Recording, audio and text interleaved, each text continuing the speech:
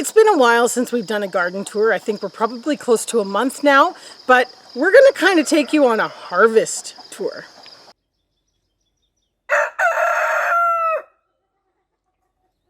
A lot of things in the garden are actually coming to that peak right now. We have tomatoes coming out the wazoo.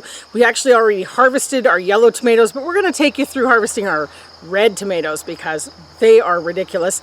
But we've got a lot of other things that are coming to ripen really, really fast this year. I think the heat has really brought out the harvest really quickly and early this year. So we're in full swing, and not only is the garden in full swing, but so are the apples. So stay tuned. So Chris is already hard at work at our Scotia tomatoes, and that is where we're starting this harvest tour.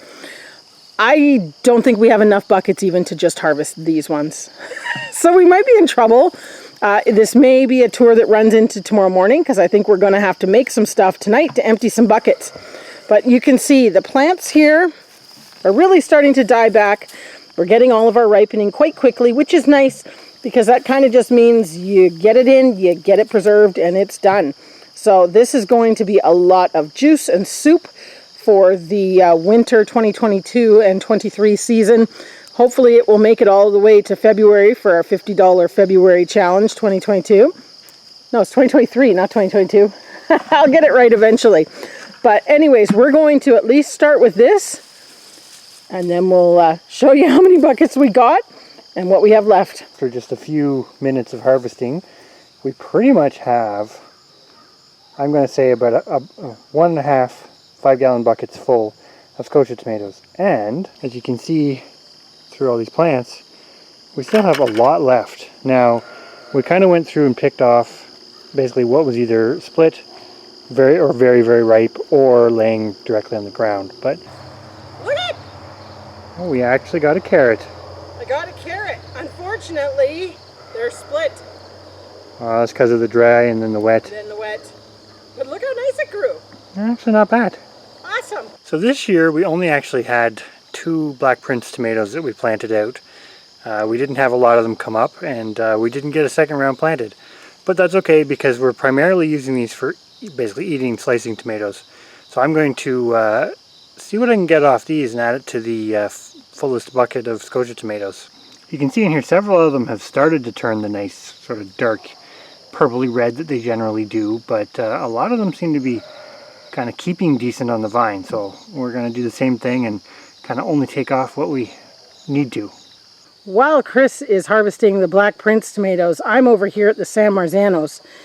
And to be honest, tonight I can't use these, so I'm only taking what's really ripe and needs to come off. I really want to make my charred salsa. Stay tuned for that recipe because I'm going to do a video on it because it is our favorite salsa. So these are all going to come in very handy for that, but I need them to hold on the vine for a couple more days because I'm not ready to make it yet. So we're going to see, and this is only one row. We've got another whole row. Let me see if I can show you it. Down the other side here, there you see row 2. It's just as loaded. And you know what the amazing thing is? We've already harvested hundreds of pounds of tomatoes this year. We're going to talk a little bit later in this video about how we made the decision that spacing them out and less was more. And boy, that's true. So there's the Black Prince sort of on top of the Scotias there. You can tell the difference super easy between these two, so it's not like we're going to get them mixed up. But one thing that is kind of interesting about some of these, I'm going to say air quotes, heirloom type tomatoes, is every now and then you do get something odd. Like this particular one, which just happened to be growing on the same stalk as some more uniform ones. So this would not be something we would save seeds from by any means, but even the stalk on this was huge compared to what was growing like right next to it, which is quite interesting. But this, although it's not quite the dark purple, we probably have a day or two before, after we've taken it off, before we have to use it. But this one's got really nice shape. So a lot of these are pretty decent, even though, as you can see from this one, the Black Prince is sort of prone to cracking, which is something we've been working on, but it takes a long time to improve traits like that. To be honest, I would say these aren't that bad, although I think these cracks have come about because basically yesterday we had a ton of rain, like a ton, and we've had a pretty dry spell before that. So anyways, not unhappy with that, and there are still like about 4 times this many left to come. So another thing, although we're not harvesting any tonight, that has done amazing is these drumhead cabbages, and these actually came from seeds that we saved from the cabbages that went to seed in 2021, and have to admit, extremely impressed with them this year. We're actually going to get multiple heads from the looks of it, and even though we've had a ton of cabbage whites late in the season, and obviously you can see some damage there, they really haven't bothered them too much, which is awesome. So I don't know 100% why, but I assume that's something to do with their color and attractiveness. But this is definitely something that we're going to keep doing in the future, or at least keep trying in the future, because I'm pretty impressed with it so far this year. Again, not something we're harvesting today, but happen to be standing by it, is these red mangles, which are a type of beet, a fodder beet, and it's pretty hard to see in there, but they are still doing quite well. Some of these are starting to grow pretty decent. Now compared to like the Detroit red beets, these take a long time, but so far so good. So it'll be interesting to see here in about a month or maybe 2. We might have 2 more months, but in definitely a month to a month and a half to see what we kind of get off of these. So this is turning into pretty much a tomato-centric video, but behind me is another variety, Palestinian tomatoes, which we tried for the first time in 2021 and really liked them. They're kind of a good sort of paste sauce type tomato, and they're really big. As you can kind of see from behind me, there's quite a few on there. Now we're going to sort of take off what we absolutely need to, which is kind of the reoccurring theme here tonight, but and see what we end up with. But these are some really big tomatoes. And before I go in there and start taking things off, taking tomatoes off, I want to bring up a point that sometimes less is more. Now we're going to get a lot of tomatoes off of these, but these were the very first variety we planted in 2022, like planted out in the garden, and we crowded them. We did what we do every year. But what we did after planting these, we kind of made the decision, let's space things out more. And we have to admit, the tomatoes that are further spaced from one another, I'm going to say per plant, are probably more productive than these more crowded plants. So that being said, there's still a lot of production going to come off of these Palestinian tomato plants. So here we have our carrots. I'm not going to pull them up today, but after pulling that one just to see what we had and seeing it was split, I think some of these are going to have to come out. But that one there's got a really nice top. This one here's got a really nice top. There's a few in here. This one here, that's got a really nice top as well. I think we'll get some. We're not very good carrot growers, but we keep trying, and eventually we will master it. And that's what we managed to get there for the paste tomatoes. I'm going to pop these in the freezer tonight so that they're ready for making some marinara this week. I like to do that, as you know. Freeze them, it's the easiest way to go. But by no means did that make any dent in my San Marzanos. So stay tuned, because we'll be harvesting those all over again this week. Another thing that we are excellent at growing is kale. Here you see our dwarf curled Scotch kale. It is doing incredible. We have been harvesting kale like mad almost all summer, to be honest, and it just keeps on going, and the rain this week has really brought it out. Over here we have our bed that is the red Russian kale, and then more dwarf kale right beside it. And you can see these are still pumping at the end of August. I love when it starts to cool off and all the brassicas get going really well again without the bugs. So we're going to sneak up here. Well, we're not really sneaking anymore, but we did try to sneak up on Christopher. He's picking our yellow pear tomatoes. These just don't stop. We'll show you how we're doing on the... if you've been watching the Every Bit Counts challenge videos, you'll see how we've been doing on dehydrating these. It's interesting because since this is kind of becoming a tomato video, this is a tomato that we really only grow for one purpose, don't we?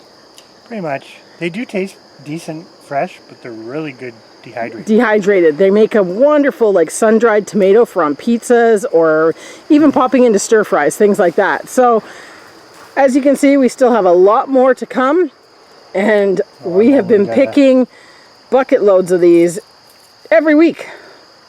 So can't complain about these yellow pear tomatoes. If you haven't tried them yet, give them a try. There's Christopher's haul of, holy cow, look at, oh my goodness. Boy, these are pumping it out. Lovely. Might have to have a few as a snack later, but that's a good haul. Well, we're losing our light, but I'm standing in the middle of our squash patch. And to be honest with you, even though the raccoons did a number on it, it seemed to bounce back. We haven't really gone through into a full inventory, but there's definitely Canada crookneck squash coming. You can see the ones on the far side over there are actually doing really well. We did find a fairly large green striped Kershaw squash in here, but I don't remember where it was exactly. But if you look along the fence here, this is an experiment. This is an experiment that I'm so far pretty pleased with. Those white flowers and that vine there, it's not a squash, but it's a gourd. This is our snake gourd. We had one snake gourd plant sprout and survive long enough to get out to the garden. And to be honest, it was very, very slow to do anything at the beginning of the year, but it has become a monster. It's potentially something that can compete the lamb's quarters. So there's the Kershaw squash. It's actually doing really well. It managed to avoid the raccoon onslaught. So that's good news, because at least we'll have one good one that we'll be harvesting potentially sooner than later at the rate things are going.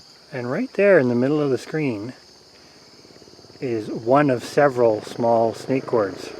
So we haven't found anything of any size yet, but I'm going to hazard a guess and say that after the rain we just had, and given all the flowers that are on this plant, we're in for the ability to try some here in the very near future.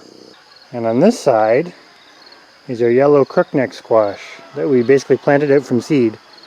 And as you can see, judging by the size of them, they're pretty much almost up to Stephanie's waist. They're doing awesome. And we're just starting. There's kind of our first, I guess, real harvest off them tonight. So looking forward to lots more of them in the near future. One thing I have noticed though as I'm picking these is they're covered in squash bugs. So we're going to have to get out our good old garlic spray. Well, there's our harvest from tonight. We're going to add that to the yellow tomatoes we have inside and see what we can get up to with all of this. We're going to see what we can get up to this evening. And as you can see, it's already getting dark. So this evening is approaching over. So in typical Hickorycroft fashion, we are running behind.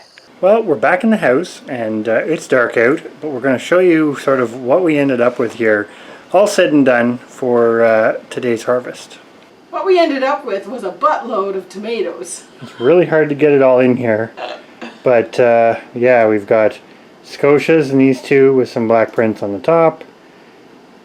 The pineapple tomatoes. They're here. Yeah, and then we've got the yellow pear-shaped tomatoes.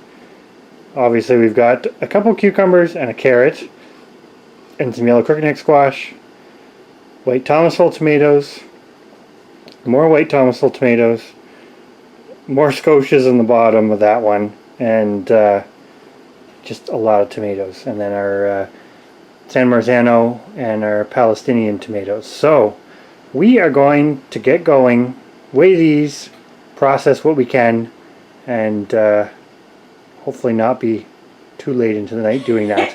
And it's 8:55 now. Yeah, so this is probably going to spill over into tomorrow, but that's a whole lot of tomatoes.